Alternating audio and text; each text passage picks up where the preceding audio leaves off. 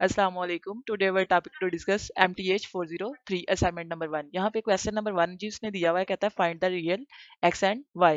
आपने दो वेरिएबल है x एंड y, उनकी वैल्यू फाइंड करनी है। इफ दो फैक्टर्स दिए गए हैं, इज द कॉन्जुगेट ऑफ, कहता है कि ये इसके कॉन्जुगेट है। आपने इस दोनों को इक्वल रख लिया, देन हमें पता है कि ब्रैकेट जो है वो डिनोट करती है मल्टीप्लाई को।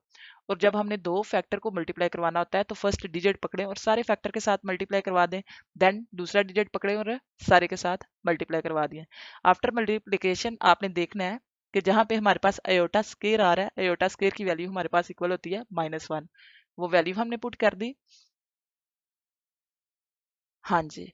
तो वैल्यू पुट करने के बाद हमने क्या करना है, यहाँ पे हमने रियल वाली वैल्यूज को एक तरफ कर लेना है और इमेजिनरी वाली वैल्यू को एक तरफ कर लेना है। रियल मतलब के अयोटा के बगैर वाली, और इमेजिनरी जिनके साथ अयोटा हो।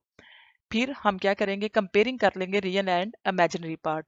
रियल के सामने हमारे पास हमेशा रियल होता है और इमेजिनरी के सामने इमेजिनरी। ये हमारे पास दो इक्वेशन बन गई, और अगर हम इन दोनों इक्वेशंस को देखें तो ये हमारे पास दोनों लीनियर इक्वेशन है। और यहाँ पे ऊपर उसने हमें बोला हुआ है कि आपने x या y की वैल्यू फाइंड करनी है।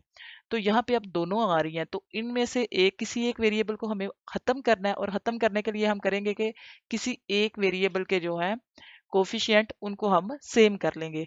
इसके लिए हमने क्या किया है जी, इक्वेशन 1 इसको नाम रख दें इक्वेशन 1, और इसका इक्वेशन 2।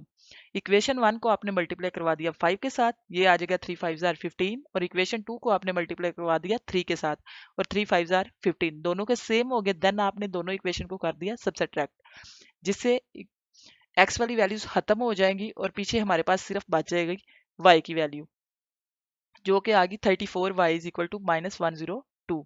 अब यहाँ से हमने सिंपली ये चीज़ इधर मल्टीप्लाई हो रही है, इधर आके डिवाइड होगी और y की वैल्यू निकाल ली। अब ये जो किसी एक वेरिएबल की यहाँ से आप x के अगर निकालते हैं तो y की, x को खत्म करते हैं तो y की वैल्यू आएगी, लेकिन अगर y को खत्म करते हैं तो x की वैल्यू आएगी।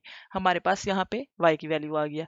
अब ये जो y की वैल्यू आई है ये आपकी अपनी मर्जी है, चाहे इसमें पुट कर लें चाहे इसमें पुट कर लें, आंसर सेम आएगा। अब y की वैल्यू को आपने पुट कर दिया इक्वेशन नंबर 1 में।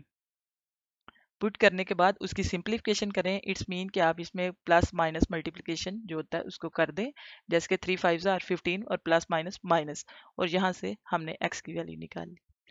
अल्लाह हाफिज़।